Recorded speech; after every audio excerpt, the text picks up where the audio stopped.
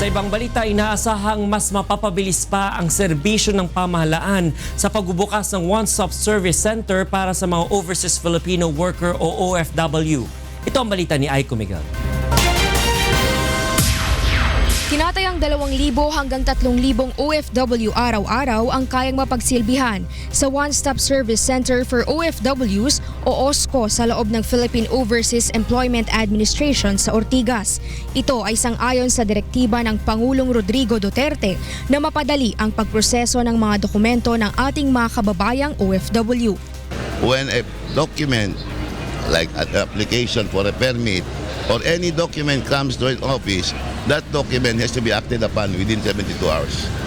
Ilan sa mga ito ay ang Department of Foreign Affairs, National Bureau of Investigation, Social Security System, Pag-ibig Fund, Commission on Higher Education, Overseas Workers Welfare Administration, PhilHealth, Professional Regulation Commission, Technical Education Skills and Development Authority, Maritime Industry Authority at Bureau of Immigration.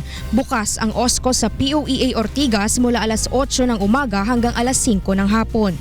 Through the leadership of President Duterte, Secretary Bello, na patuloy ang ating paghahandog ng serbisyo sa kanila, pagpapalakas ng serbisyong nasimulan na noon pa man. Kaya't tayo na lang ay nandito para i-guarantee sa mga OFWs na hindi tayo titigil until ganap ang convenience, ang serbisyo at pagpa-facilitate ng mga proseso para sa mga OFWs, para na rin sa OFWs at sa kanilang mga pamilya. Isa ang taga-Antique at isang OFW galing Jeddah na si Oliver Galan sa mga nakasubok ng one-stop shop. Hindi ka na makapag-aksaya ng oras mo na pupunta-punta ka pa sa iba. Dito, madali na. Mas maraming oras naman ang magugugol para sa pamilya ng OFW galing Dubai na si Mang Randy dahil tapos na siya sa pagproseso ng ilang dokumentong kailangan niya. Dati, matagal, pabalik-balik pa, papunta ka doon, papunta dito. Minsan naabot na 1 linggo. Ngayon, 1 hour, 2 hour, tapos na. Madali siya. Kasabay din na inilunsad ang 24/7 hotlines ng POEA upang tumanggap ng mga katanungan, reklamo at ilan pang pangangailangan ng mga OFW.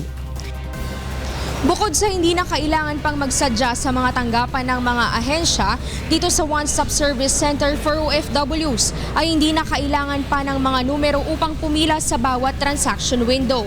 Kaya't makatitipid ang ating mga kababayang OFWs sa gastos at oras para sa pagpoproseso ng kanilang mga dokumento. Aiko Miguel, UNTV News and Rescue, Ortigas.